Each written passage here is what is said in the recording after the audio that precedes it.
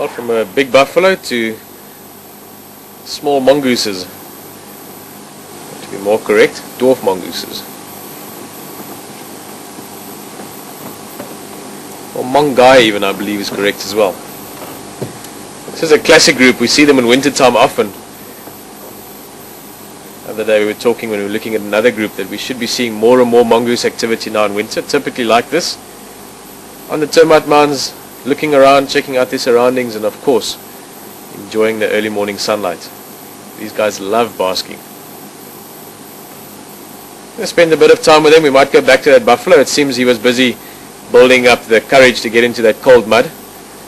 Not that it really needs the courage. Buffalo love wallowing. And Gary Waterhole at the moment, if you could build mud wallowing spas for buffalo, that's about the design that architects would come up with. It is perfect for wallowing. It's got nice deep mud, not much water.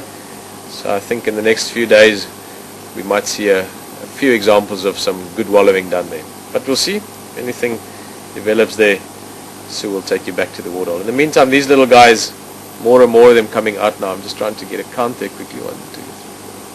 It's like about 7 of them so far.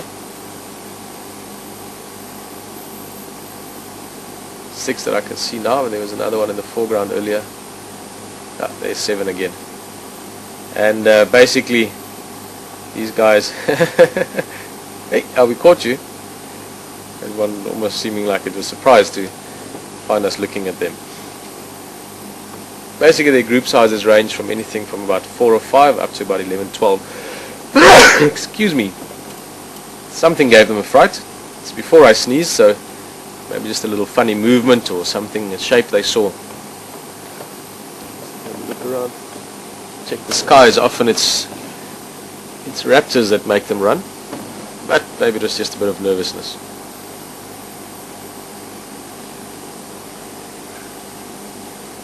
Absolutely adorable little things. I mean, I don't know how many times we've sat and looked at them on a termite mound, but I can do it many, many more times.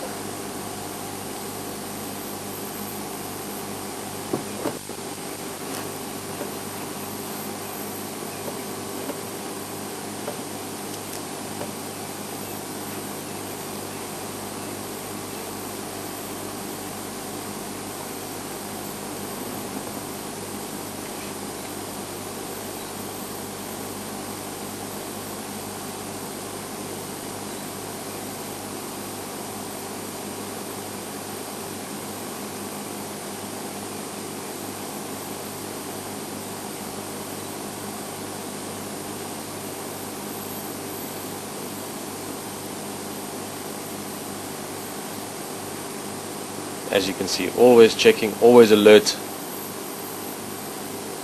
But know that while they're at this termite mound, they're safe, almost 100% safe. Even a snake won't be able to do anything to them in there. They're much quicker than him, and they'll even attack it, especially in those burrows.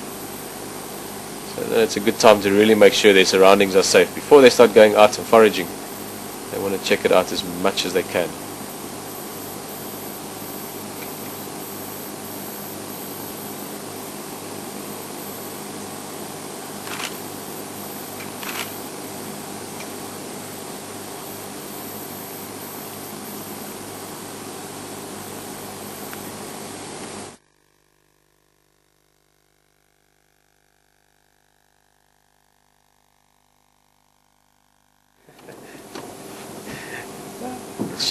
Show you where Alex is, and nice view Alex has got there. So there is 2 mammals at the waterhole, there you can see. We tend to always forget that we are animals as well. I mean, I'm always such a big sort of reminder of that. I love telling people and reminding myself that in the end we're all just animals. We might be slightly more advanced, not as much as we tend to think even. We wear clothes and we figure out how to fly big metal aeroplanes and cross oceans and ships and so on. Going to live on the moon soon, but we are animals after all.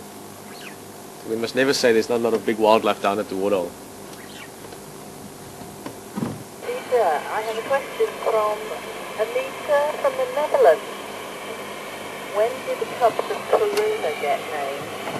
And do you know who the father of them is? Anita, yeah, we've mentioned a few times before, and we'll mention every now and again in terms of naming. especially with leopard. Now, it's a bit of a, almost like a, sorry, it's very bright at the moment, I'm looking almost straight into the sun. How shall I start?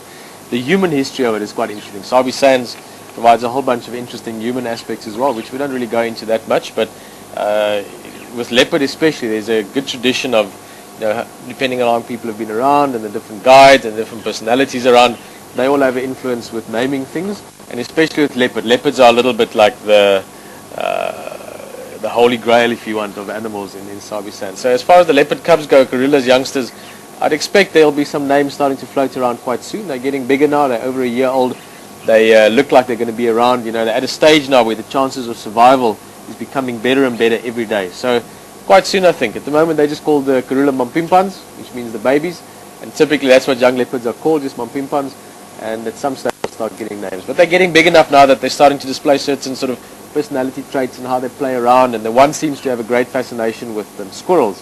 So who knows, maybe she gets named Machindan, which is the Shanghai name for squirrel. That's just a possibility. But that's something that really will come from within the guiding community really in this general area. So we'll, as that evolves, we'll let you know. And yeah, I think that was the question. Was there another part to that question, Sue? Sorry? That was it from Anita. We don't really have very much else at the moment, so I think that's enjoying that sunshine that you're in over there at the moment. Yeah, it certainly is enjoyable. I could almost pretend I'm a leopard and stretch out and have a little nap here. The sun is nice and warm now, like I said, quite windy, but just one of those days again where the weather here alone, if there was nothing else around us, would be brilliant. But of course, we've got this beautiful habitat, lots of bush, and maybe a